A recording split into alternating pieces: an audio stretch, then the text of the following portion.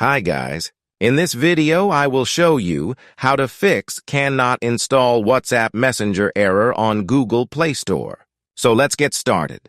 First go back and then tap and hold the Play Store application for 3 to 4 seconds, and then tap on App Info.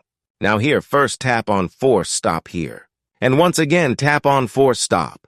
Next, go to Storage Usage and tap on Clear Data to clear app data, and then tap on OK.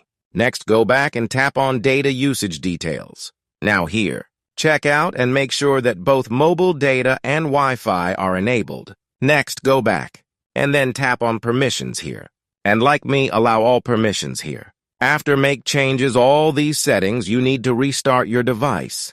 And hopefully all of this process will fix your problem. If this video helped you out, make sure to join the Show Me Software free newsletter. It's linked in the description below. In this newsletter, I will tell you about the latest software tools and AI that can make you more productive at work and also improve your personal life in many different ways. You can also reply to these emails with any technical support questions you might have, and I'll do my best to help you out for free. This newsletter is completely free and will always be free. So click the link in the description to sign up.